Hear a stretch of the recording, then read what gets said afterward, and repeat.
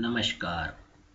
मैं श्री पी.बी. बिरारी, सहाय्यक प्राध्यापक, मराठा विद्या प्रसारक समाज संचालित कर्मवीर शांताराम बापू कोंडाजी वावरे कला विज्ञान व वाणिज्य महाविद्यालय सिडको से। मैं आज आपको मीराबाई के संदर्भ में जानकारी दूंगा। मीराबाई का व्यक्तित्व। पहले हम उनके जीवन वृत्तांत पर प्रकाश डालते हैं। जन्म सन 1498 ईस्वी सन में हुआ था। उनका बचपन उड़की नामक गांव में बीता था। मीराबाई की मृत्यु सन 1547 ईस्वी सन बताई जाती है, लेकिन मृत्यु के संदर्भ में विद्वानों में मतभेद है। मीराबाई के पिता मेड़ता के राठौर रतन सिंह थे। मीराबाई की माता का मीरा की बाल्यावस्था में ही देहांत हो चुका था।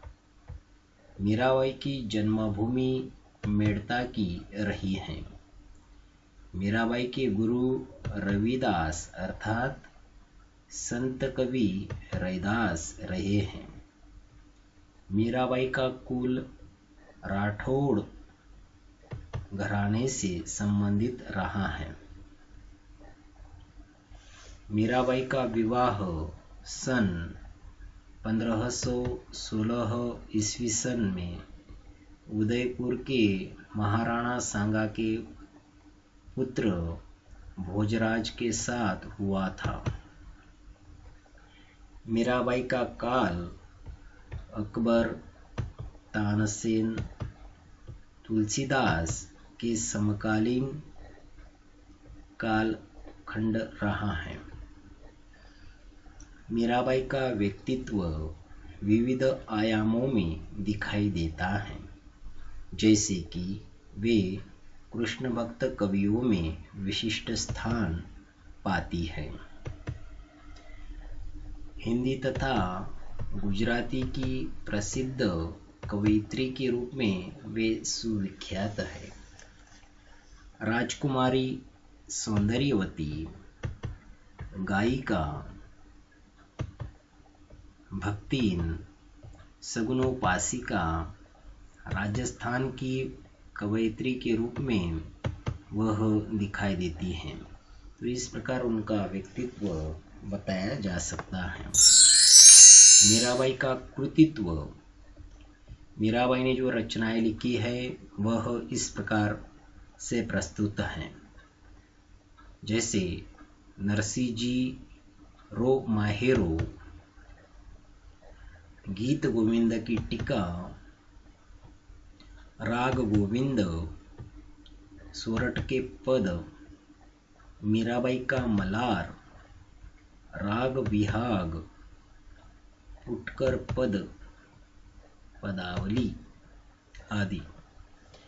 मीराबाई की एकमात्र प्रामाणिक एवं महत्वपूर्ण रचना पदावली ही है। अन्य रचनाओं के संदर्भ में विद्वानों ने संदेह दर्शाया है। मीराबाई के काव्य की विशेषताएं। मीराबाई के काव्य की जो विशेषताएं निकलती हैं वह इस प्रकार से प्रस्तुत है, जैसे भक्ति भावना, समन्वय की भावना, सामंती रूढ़ियों के प्रति विद्रोह, विरहानुभूति, गीति काव्य, प्रतीक योजना, काव्य भाषा, इस प्रकार। अतः इन समस्त काव्य विशेषताओं को क्रमशः देखा जाएगा। पहली विशेषता है भक्ति भावना। मीराबाई बचपन से ही कृष्ण की भक्ति करती रही, क्योंकि कृष्ण भक्ति उनके पितृकुल पीढ़ियों से चली आई थी। इसलिए आरंभ से ही मीरा भक्ति में लीन रहा करती, जो पति को पसंद नहीं था। विवाह के कुछ ही दिनों उपरांत मीरा के साथ अनबन होने के कारण दूसरा विवाह कर पति परलोक सिधारे। मीरा की भक्ति प्रतिदिन बढ़ती ही गई।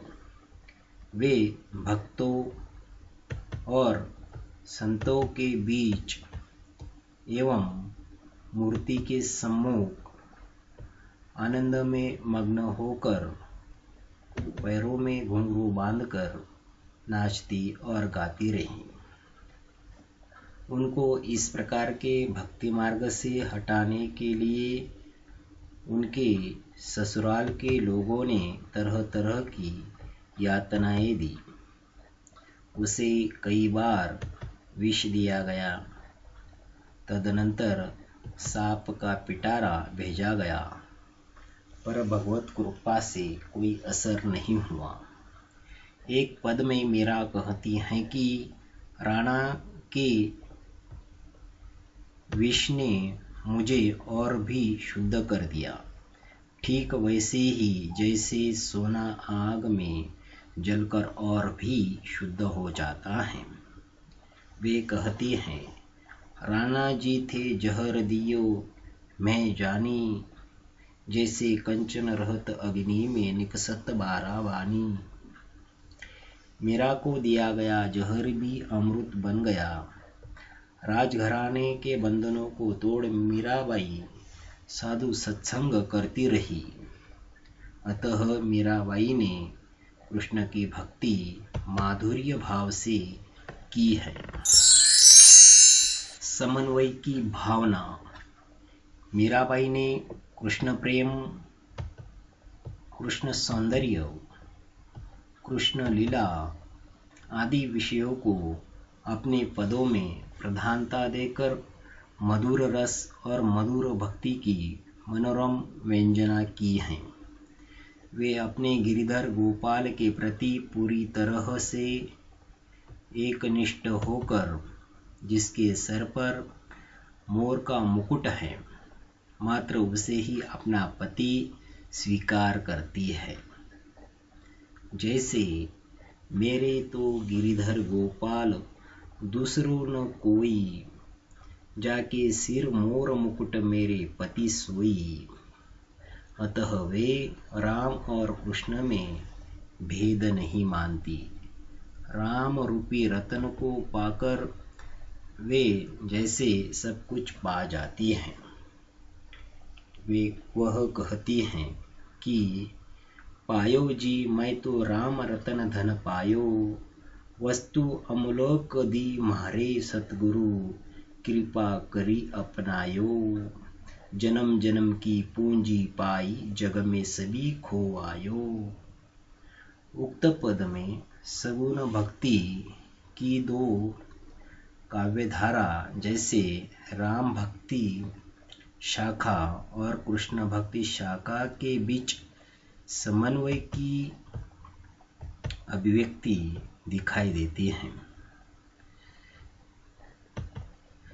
निर्गुण सगुण समन्वय को देखने पर यह स्पष्ट होता है कि निर्गुण का आधार निराकार ब्रह्म है, तो जो अटल और अविनाशी है तथा जिसका कभी नाश नहीं होता। अतः मीराबाई परब्रह्म को महत्व देती है। सामंती रूढ़ियों के प्रति विद्रोह। मीराबाई ने राजनीतिक स्तर पर सामंतवादी विचारधारा का मुख्य रूप से विरोध किया है। उन्होंने अपने काव्य में राणा का बहुत विरोध किया है, जो सामंती व्यवस्था के प्रतीक हैं। उन्होंने अपने पदों में अपनी इन सामाजिक सीमाओं एवं लोक मान्यताओं को तोड़ने का निरंतर प्रयास किया है। मीरा का जन्म एक ऊंचे कुल में हुआ, फिर भी वह कृष्ण भक्ति में इतनी मग्न हो गई कि उन्होंने लोक लाज, कुल मर्यादा एवं सामाजिक बंधनों की चिंता नहीं की। मीरा को रूढ़िग्रस्त सामंती समाज मिला था। पति कुंवर भोजराज तथा ससुर महाराणा सांगा की मृत्यु के बाद राणा विक्रमाजीत शासक बना। कृष्ण भक्ति और साधु संगति में मीरा को देखकर राणा अधिक कुपित हो जाता और मीरा के प्रति अमानवीयता से बर्ताव करने लगता। उसने मीरा को बाह्य समाज से मिलने जुलने पर अनेक प्रकार की रोक लगा दी थी। मीरा के पदों में इस राणा द्वारा उस पर पहरे बैठवाने तथा ताले जड़वा देने का उल्लेख है।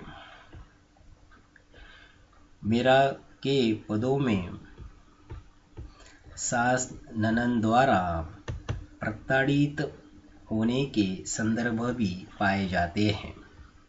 मीरा ने सत्संग की निंदा करने वाले को दुर्जन माना है। मीराबाई राजघराने की सुख सुविधाओं का त्याग करके साधु संतों की संगति अपना लेती हैं।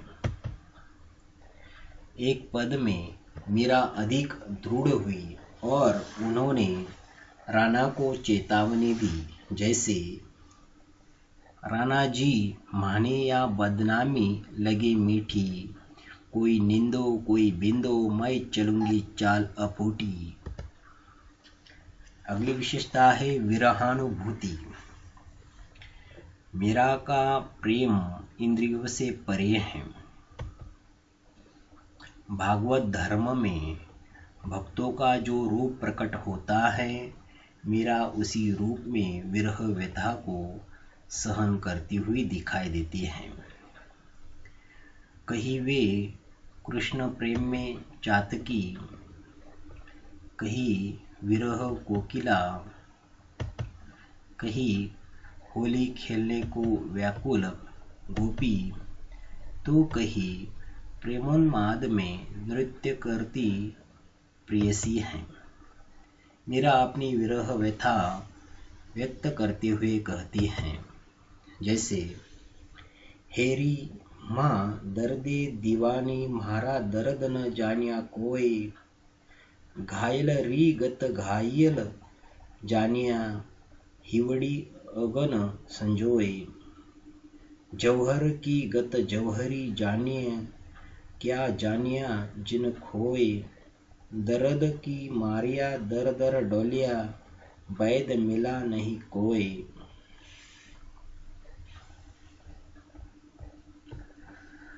मीरा कहती है कि मैं तो कृष्ण के विरह में, दुख में पागल हो गई हूँ, किंतु मेरे इस दर्द को कोई नहीं जानता। इस दर्द को तो वही जान सकता है जिसके हृदय में विरह की आग लगी हुई हो, क्योंकि घायल की गति घायल ही जानता है। रत्न की परख तो जौहरी ही कर सकता है। जिस व्यक्ति ने रत्न खो दिया है, वह उसका मूल्य क्या जाने। इस विरह जन्य दर्द के कारण दर दर घूमती भटकती फिर रही हूँ, लेकिन मुझे कोई ऐसा वैद्य नहीं मिला जो मेरे इस दर्द को दूर कर दे। मीरा कहती है कि मेरी यह विरह की वेदना तभी मिट सकती है जब स्वयं कृष्ण जी ही वैद्य बनकर इलाज करे। अगली विशेषता है गीति काव्य। हृदय की घनीभूत भावों की सहज अभिव्यक्ति का नाम गीत है, जिसमें बौद्धिकता से थोड़ा हटकर आत्माभिव्यक्ति, संगीतात्मकता भावस्फूर्त शब्द संक्षिप्तता एवं गेयता अनिवार्य तत्व होते हैं। मीरा ने पति के रूप में जिस गिरधर नागर का वर्णन किया था, उसके प्रति नारी होने के कारण अपनी अनुभूतियों को अकाट्य सत्योद्गारों की अटूट श्रृंखला अपने गीतों में व्यक्त की है। मीरा की अनुभूतियों में प्रेम तत्व की जो प्रामाणिकता है, वह केवल उनकी अपनी है, अर्थात आरोपित नारीत्व में जो अंतर है, वही अन्य प्रेमी कवियों और मीरा के गीतों में पूरी क्षमता के साथ उजागर होता है। उदाहरण के लिए निम्नलिखित गीत जोगिन मीरा के रूप में आंतरिक भावावेग की निश्चल एवं लयपूर्ण अभिव्यक्ति हैं, जैसे तेरे खातिर जोगन होंगी करवत लूंगी काशी, मीरा के प्रभु गिरधर नागर चरण कवल की दासी। मीरा अंतस्थल से गाती है, वह सच में प्रेम योगिनी है। मीरा के पद गेय हैं, उन्हें वह गाती गाती स्वयं राधा बनकर गाती हैं। रामचंद्र शुक्ल का कथन है कि पति प्रेम के रूप में ढले हुए भक्ति रस ने मीरा की संगीत धारा में जो दिव्य माधुर्य घोला है, वह भावुक हृदयों को और कहीं शायद मिले। इस प्रकार मीराबाई का गीति काव्य दिखाई देता है।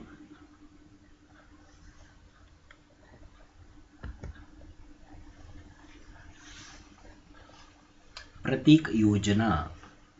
मीराबाई ने प्रतीकों का सहज प्रयोग किया है। कहीं कहीं तो उन्होंने अपनी अनुभूतियों को पूरी तरह प्रतीकात्मक रंग देकर व्यक्त किया है। उदाहरण के लिए उनके एक पद का अंश प्रस्तुत है, जैसे बड़े घर ताले लागी रे, म्हारा मन री उनारत भागी रे, छिलरिये म्हारो चित्त नहीं रे, डाबरिये कुन जाब, गंगा जमुना सु काम नहीं रे, मैं तो जाय मिलू दरियाब। इस पूरे पद में मीरा ने प्रतीकों को काम में लिया है। उन्होंने यहाँ छिलरिये, डाबरिये, गंगा जमुना और दरियाब आदि प्रतीकों से बता दिया है कि उनकी भक्ति का बहुत बड़ा एवं सार्थक प्रयोजन है। राणा सामंती व्यवस्था का प्रतीक है। इन प्रतीकों के अलावा जहाँ उनकी कविता पर नाथों सिद्धों का प्रभाव दिखाई देता है, वहाँ भी उन्होंने रहस्य साधना संबंधित प्रतीक योजना के अनुसार अपने भावों को व्यक्त किया है। साथ ही उन्होंने दादुर, पपीहा, बादल, सावन, नदियाँ, नाव, कोयल, जोगी आदि को प्रतीकात्मक अभिव्यक्ति देकर अपनी कला को एक विशिष्ट आयाम प्रदान किया है। मीराबाई का नारी सुलभ प्रेम दाम्पत्य के भावों को प्रतीकों के माध्यम से अपनी बात कहने में सुविधा महसूस करता है। जैसे माँ गिरिधर रंग राशि, पंच रंग चौड़ा पहरिया सकी, माँ झरमट खेलन जाती। इस तरह है। काव्य भाषा।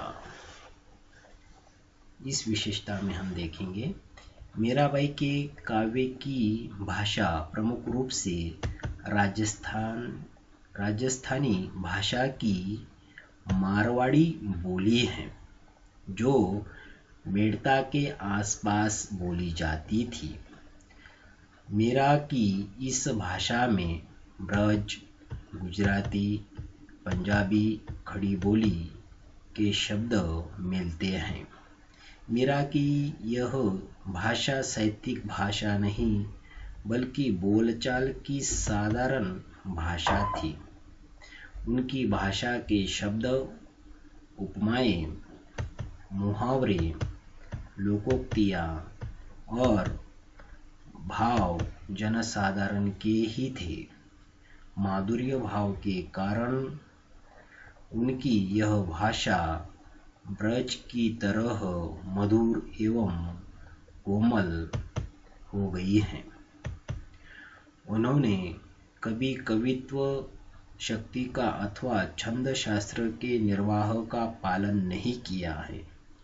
भावना की प्रबल प्रेरणा से उनकी भाषा में अलंकार, रीति, ध्वनि, वक्रोक्ति आदि का सहज ही प्रयोग हुआ है। जनसाधारण की भाषा होना भी मीरा के पदों का लोकप्रिय होने का एक कारण है। मीरा की भाषा का स्रोत उनके अपने जीवनानुभव हैं। मीरा ने अपनी भावनाओं की अभिव्यक्ति के लिए अनुकूल एवं उन्मुक्त वातावरण निर्मित करने का संघर्ष किया है। लोक जीवन से मीरा की गहरी निकटता थी। उनकी अकृत्रिम आडंबर से पूरी तरह से मुक्त किंतु अभिव्यक्ति सक्षम तथा कला को जीवनी शक्ति से संयुक्त कर रूप देने वाली भाषा का स्रोत यह लोक जीवन ही है। राग विराग को कहने सुनने के लोक प्रचलित रूपों का मीरा ने बहुत सुंदर उपयोग किया है। उनकी भाषा सहज एवं मार्मिक है। काव्य भाषा में सहजता एवं समृद्ध काव्य मूल्य के रूप में विकसित है। तो इस प्रकार उनकी भाषा के संदर्भ में बताया जा सकता है। अंत में है निष्कर्ष। अतः हमने मीराबाई के संदर्भ में जो भी कुछ जानकारी प्राप्त की है उस पर जो निष्कर्ष निकलते हैं वह इस प्रकार प्रस्तुत है। मीराबाई की भक्ति माधुर्य भाव की रही है। इनके आराध्य कहीं निर्गुण निराकार ब्रह्म है तो कहीं गोपी वल्लभ श्री कृष्ण है। मध्य युग में मीरा ने पारिवारिक और आध्यात्म के संसार में जो कदम उठाए हैं वे किसी विद्रोह से कम नहीं हैं। मीरा की भक्ति कीर्तन के रूप में विशेष प्रसिद्ध है। समाज की झूठी मान्यताओं एवं रूढ़ियों को तोड़कर उन्होंने सत्संग किया है। अतः मीरा का समस्त काव्य प्रासंगिक है। कृष्ण भक्तिन मीरा ने श्रृंगार रस में अपनी लेखनी डुबाकर अपने भावों का प्रकाशन किया है, पर वासना नहीं है। उनकी कविता में आत्मनिवेदन जरूर है, पर विरहात्मक होकर आध्यात्मिक है। अतः उनके विरह निवेदन में स्वाभाविकता है। गीति काव्य के अनुसार मीरा का काव्य आदर्श है। कृष्ण काव्य को समृद्ध बनाने में मीराबाई का योगदान अद्वितीय है। वस्तुतः संगीत के बिना मीरा का गिरधर नागर से एकात्म अधूरा है। नाद, ताल, स्वर के द्वारा रचे गए वातावरण ने उनके आत्मनिवेदन को अवश्य ही विशिष्ट बना दिया है। मीरा की काव्य भाषा का मूलाधार उनकी अपनी भाषा राजस्थानी है, किंतु उनकी राजस्थानी पर ब्रज भाषा का गहरा प्रभाव रहा है। मीरा की काव्य भाषा का स्रोत उनके अपने जीवनानुभव है। प्रतीकों के नियोजन ने उनकी काव्य कला को विशिष्ट आयाम प्रदान किया है तथा लोकगीतों जैसी भाव समृद्धि से उनकी काव्य कला चरमोत्कर्ष को प्राप्त हुई है।